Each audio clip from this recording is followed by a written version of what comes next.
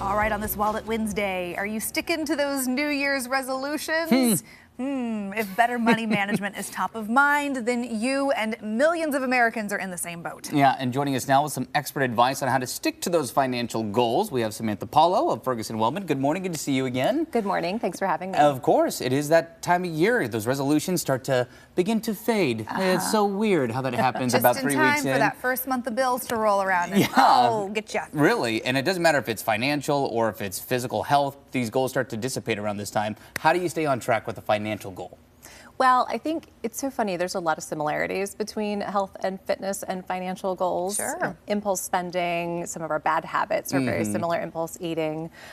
When it comes to staying on track, it's really understanding that it's your money and you're in charge, and shifting your mindset so that you start to get more information and know that you can use discipline and make a plan to achieve those goals this year is key.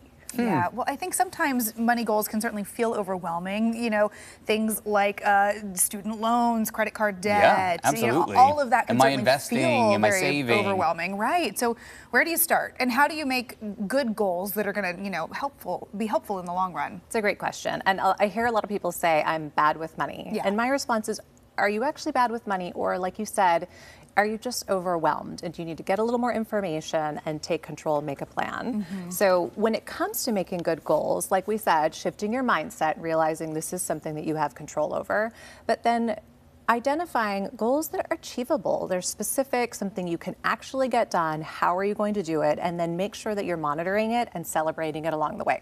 So it might be as simple as, you know that you want to save more money, so I'm going to save $50 per week. That's $200 per month. That's small, it's specific. You can make a plan and then you can celebrate it when you get it done. Yeah. Right, you're not just saying, oh, I'm gonna save more, and then looking at those statements at the end of the month going, yikes, maybe next time. Maybe, I'll turn the leaf tomorrow, right?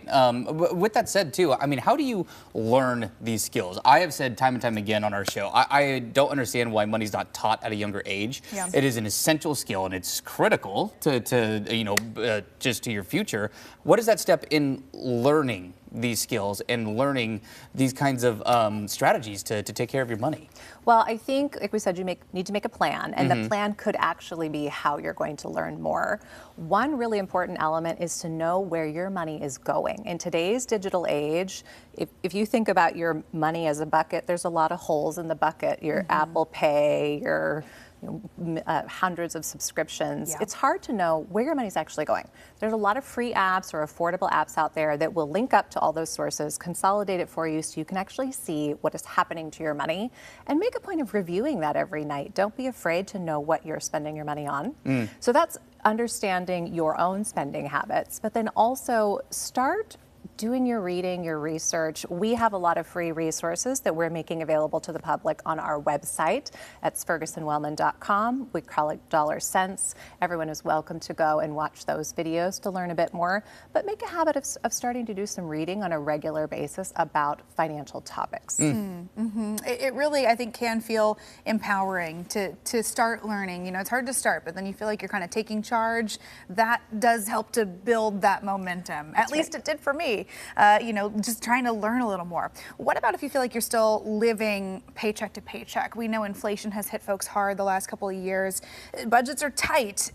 Is it doable? Can you still feel in charge of your finances if you feel like you're barely covering, you know, everything that needs to be covered? Yes. Inflation has been a pain. It's important also to remember, though, that we've had wage gains. So wages have increased, the job market's a lot better. So it's easy to get kind of distracted about how much more things cost, but people are generally earning more as well. But getting familiar with where it's actually going, that sense of feeling in control, when you know what's happening, you will feel more in control and in charge of your finances. And then also, for those who are living paycheck to paycheck, usually it does come down to overspending. So creating a budget, looking for those places where you can save a little bit, and then understanding the psychology of money. So think about when you buy something that you wanted, how you get this dopamine. The reward centers go off in your brain, and it reinforces that habit of spending. So I use this trick, I call it my 1 week method, where I separate the act of shopping from the act of buying. So I still, on a bad day, I will go out and fill up my Amazon cart with so many things I want to buy that maybe shouldn't. I'll wait several days or a week, and then I go back and look at that cart, and most of the time I take it all out of it. Really? But I still enjoyed the act of shopping. Yeah. But I chose whether I'm going to spend. And that can make a big difference in how much sort of impulse or unexpected spending you're actually incurring every month. It's like the NA beer of the financial world and online shopping. Like you still do it, but you don't have the blowback. Just space it out a little bit. Interesting. Never All heard the that. fun, none of the regret. It can be so easy with, you can get a credit card saved in your browser settings, so it's like buy with one click. But if you do, just put the pause on it. Sometimes that can help. Interesting. Good stuff. Samantha, always great to see you. Appreciate your time. Thank you. Good to be here. Thanks for being here.